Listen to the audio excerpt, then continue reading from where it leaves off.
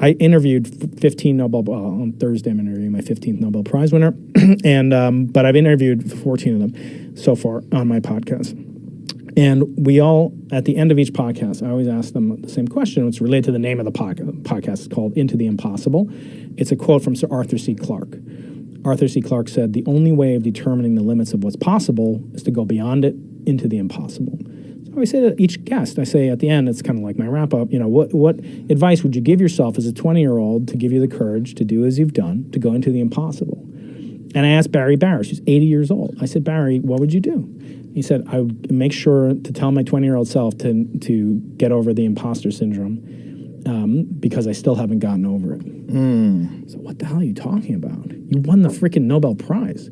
You're among, there's more people in the NBA right now, Joe, than won the Nobel Prize in physics that are alive. Okay, it's a very small group of people. At most, 3 people can win it every year. They typically win it when they're in the 70s and 80s, so their life expectancy isn't like super long. Sir Roger's 92 now. But when you win it, I said, what?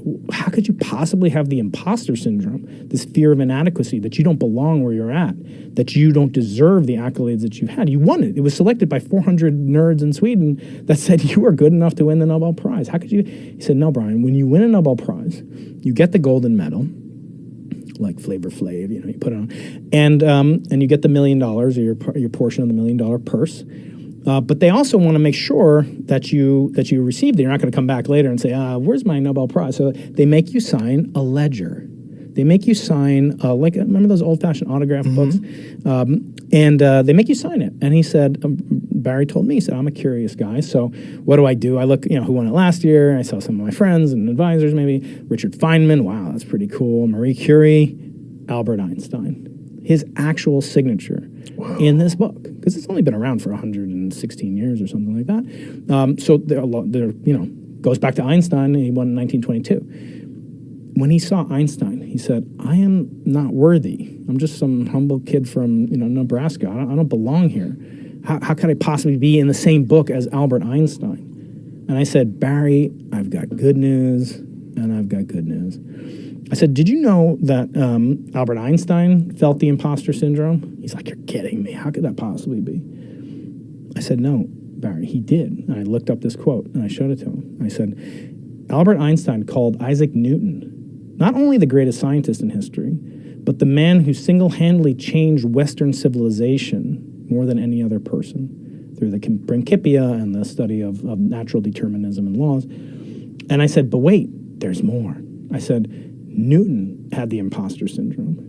He said, "You're kidding me, Newton." He was like, because Newton was kind of a prick. Newton had a huge ego. He was not kind to his friends. He tortured people as the master of the mint, or he had them tortured. Tortured people? Yeah, he was physically tortured people? Yeah, I mean, he not him. Push that microphone so it's like in your face. Okay, yeah, there you go, like that. Yeah, you think a podcast. He tortured people. He was responsible. He was like he was responsible for the equivalent of the IRS in England. So people would cheat. They would scrape down pennies. That's right. Yeah. I read this. He was the master of the mint, it was called. Yeah, that's right. I he was also about this. Alchemist. He was an amazing guy, but he was kind of a prick. And he had imposter syndrome as well. So he had imposter syndrome. Now, who could he have imposter syndrome about? You might wonder. And if you read his writings, do you know what Isaac Newton, the creator of calculus, the first person to understand universal gravitation, discovered the laws of optics, do you know what his biggest accomplishment, according to him, was? What? He died a virgin. Yeah, that was a weird one, right? Yeah, yes. I was going to bring that up. He was celibate. You know why? Why? Because there's only one way that he could emulate his hero, the person before whom he felt the imposter syndrome. And who was that? That was Jesus Christ. Oh, boy. So he wanted to be Christ-like. He wanted to emulate Christ. And the only way he could do it, he couldn't fast, or I don't know, he couldn't walk on water. He couldn't turn water into wine. He couldn't turn loaves into fishes or whatever Jesus also did. But he could die celibate. And that's who he had imposter syndrome. But the lesson is... But is this from his writing that he spoke of this? Yeah. Are you sure he just was like an excuse for he didn't like sex? I don't know. I mean, it sounds nutty.